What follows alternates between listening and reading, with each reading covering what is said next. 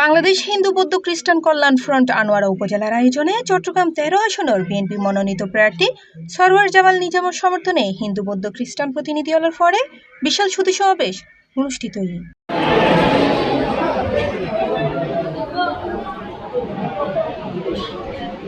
ফেব্রুয়ারি ৭ তারিখ বুধবার আজন্যে আনোয়ারার কালাবিবি দিঘির মরস্ত কমিটি সেন্টারের অনুষ্ঠিত সুধী সমাবেশত প্রধান বক্তা আছেন বিএনপি প্রার্থী সরওয়ার জামাল নিজাম। দয়া করে 2 মিনিট বসেন।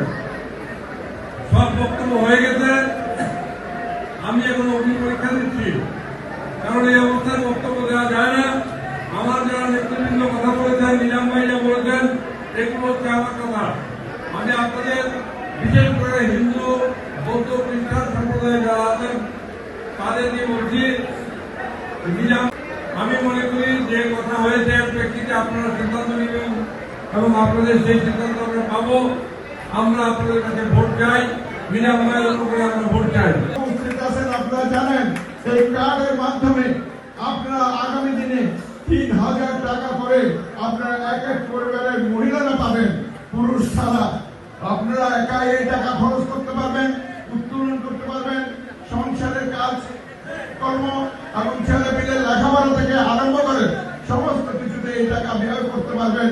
পুরুষদের জন্য দিয়েছে। তার সাথে আপনাদের যে একটা মিলন মেলা, এর জন্য আমরা ঢাকা থেকে আসছি। আমাদের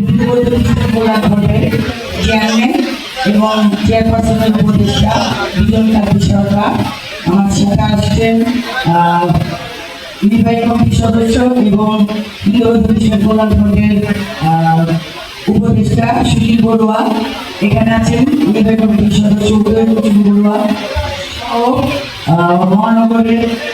সমাবেশত হিন্দু বৌদ্ধ খ্রিস্টান কল্যাণ ফ্রন্টের আনোয়ারা উপজেলার আহ্বায়ক দিবাকর বড়ুয়ার সভাপতিত্বে ও সদস্য সচিব রাহুল ধরের সঞ্চালনায় প্রধান অতিথি আছেন বাংলাদেশ হিন্দু বৌদ্ধ খ্রিস্টান কল্যাণ ফ্রন্টের চেয়ারম্যান ও বিএনপির চেয়ারম্যান উপদেষ্টা কাউন্সিলর সদস্য বিজন কান্তি সরকার। উদ্বোধক আছেন বিএনপির কেন্দ্রীয় নির্বাহী কমিটির প্রান্তিক জনশক্তি উন্নয়ন বিষয়ক সহ সম্পাদক অর্পণা রায় দাস। বিশেষ অতিথি হিসেবে উপস্থিত আছেন বাংলাদেশ হিন্দু বৌদ্ধ খ্রিস্টান কল্যাণ ফ্রন্টের ভাইস চেয়ারম্যান উদয় কুসুম বড়ুয়া, ঢাকা মহানগর আহ্বায়ক সুভাষ চন্দ্র দাস, আয়ান শর্মা, উপবড়ুয়া সহ বিভিন্ন হিন্দু বৌদ্ধ খ্রিস্টান সংগঠনের শীর্ষ নেতৃবৃন্দ, স্থানীয় বিএনপির নেতৃবৃন্দ।